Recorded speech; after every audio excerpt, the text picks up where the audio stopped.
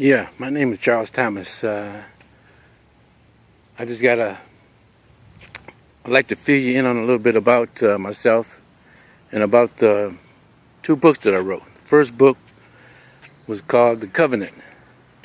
Oh, by the way, I'm out riding my bike and trying to get a little relaxation in. But back to the book, The Covenant Transformation Act, the Act. The reason I published that book is I had a situation with cancer for the second time, and I wanted my grandchildren to know more about me as opposed to looking at a picture and saying that was Grandpa. So I wrote a little bit about my life experiences and the choices that I made in life and why I made the choices that I made in life. It was a very dramatic experience, and I hope no one has to go through it. But what I wanted to clarify about my book is it's not a book about self-hate or it's a book about helping yourself, especially for the African American community. The problem that I see through the book is that African Americans are not progressing like other cultures. And my concern and my research goes along to clarifying why we as a people are not progressing like other people are progressing. And it came to me is that religion in the African American community coming out of the black churches, the ministers in the black churches are not feeding us the knowledge that we need to, as a people, to overcome our problems and our obstacles. The first problem that I see is that they're teaching us to pray to the image of another man. And according to the Bible, the first commandment is no worshiping of any graven images. So we can't even live according to the first 10 commandments. And then when they're teaching you to worship the image of another man, they're actually teaching you white supremacy. And so I want my grandchildren to know, that the problems in the black community are not their problem, it's the people that came before them the problem.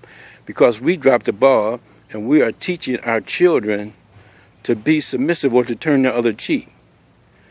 And I don't know why it's so hard for people to understand that if the covenant worked for Moses, and if the covenant worked for Abraham, and if Jesus Christ came and he told us that religion has people wrapped up in tradition, and he was teaching the law of Moses and he's not going to change it one iota.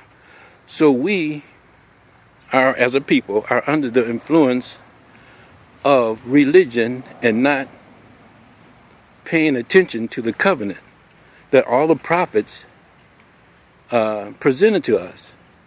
There was not a prophet that came to us that told us to practice religion. All the prophets came and told us to follow the covenant, live according to the law.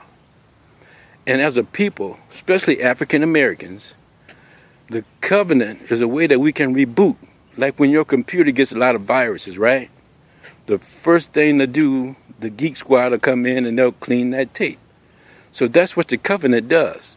The covenant can reboot a nation, a family, a community.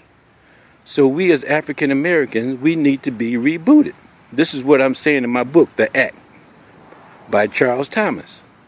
And I got this information from ingesting or digesting the teachings and the lectures of Warfdi Muhammad, the son of Honorable Elijah Muhammad. But you have to study scripture, not just the Bible, but the Torah and the Quran.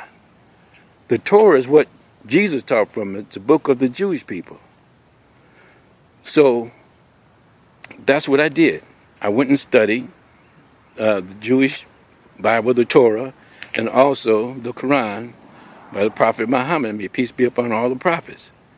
So from that understanding, I come to the extreme conclusion that the black community is being overdosed, and we self-induce ourselves every Sunday when the preacher get up in the pulpit and tell us to worship the image of another man. If the preacher would tell you that God is not white and get rid of all those images and teach us to live according to the covenant, we will be further along and support black businesses and create black businesses and take our 10% or our tithing and put it into a credit union that would allow the black community to use the money that's coming through the churches, being laundered through the churches, to recirculate it back in our communities so that we can create a future for our children and our generations.